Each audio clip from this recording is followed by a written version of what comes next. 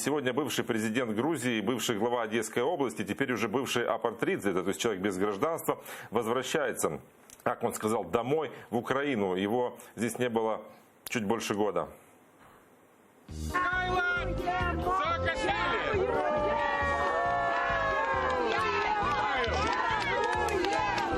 Дебилы просто. Да пусть на стене себя не повешат, пусть они ничего лучше не увидят в жизни, как вежу на комиссию. Всю группу в цьому криминальному группированию. Театр одного актера. Не хватало, чтобы какая-то шавка трогала мою семью. Не хватало, чтобы какая-то шавка трогала мою семью. Вы так говорите? Что значит? Дайте мне сказать. Так со мной еще никто не разговаривал. Я хочу всем сказать, не надоело. Этот мерзавец всем позволяет отвратить.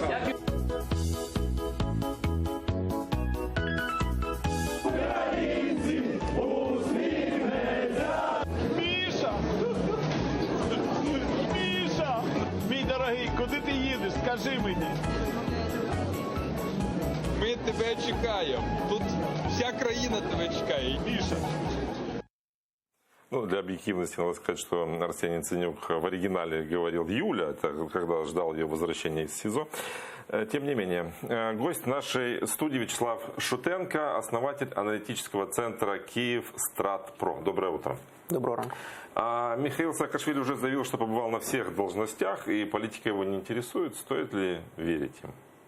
Ну, я думаю, що вірити в це не варто, тому що Михайло Саакашвілі, на моє переконання, бачить своїм призначенням як бути політиком. Так, він цього не може вже зробити, реалізувати в своїй рідній країні, Грузії, безпосередньо, тому якби націлений на Україну. Зрозуміло, що постає питання, в якій посаді, в якому амплуа він постане вже в новій, скажімо, владі українській, яка була обрана нещодавно, я маю на увазі президента, адміністрація президента і, відповідно, обраний парламент, який буде після виборів в липні місяці. Варіантів небагато, насправді, у нього. Якщо говорити про те, яку посаду він може займати, то я думаю, що це буде посада в органах виконавчої влади, тому що, наприклад, були розмови про те, чи піде він там в списки партії «Слуги народу» там і так далі, то він цього зробити не зможе. Чому? Тому що народним депутатом не може стати особа, яка не проживала на протязі 2 останніх років на території України. Ну, ми знаємо, що на протязі останнього року Саакашвілі в Україні не було. Тому попадання в парламент для нього є неможливим згідно українського законодавства. Ну, нельзя ли говорить о том, что Владимир Зеленский, можно сказать, сам себе и вырыл яму, вернув гражданство Михаилу Саакашвили? Потому что назвать его управляемым политиком, да, наверное, сложно. Это человек с амбициями, большими амбициями. Так, це людина з великими амбіціями, людина, яка не буде задоволена якоюсь там рядовою посадою і так далі. І він буде націлений саме на те, щоб рухатися все вище і вище і вище. Ну, мотивація Володимира Зеленського яка? В принципі, можна її зрозуміти. У Саакашвілі є цілий ряд таких от характеристик, як його сприймає суспільство, в тому числі українське. Це позасистемний політик, це реформатор і борець з корупцією. От я думаю, що саме з цією метою Зеленський якби і повертає його в українську політику для того, щоб поповнити ряди своєї політичної сили, скажімо так. Чи зіграє це злий жарт з самим Зеленським майбутнім? Така вірогідність є, тому що я повністю з вами згодний. Керованим абсолютно Михайло Саакашвілі не являється.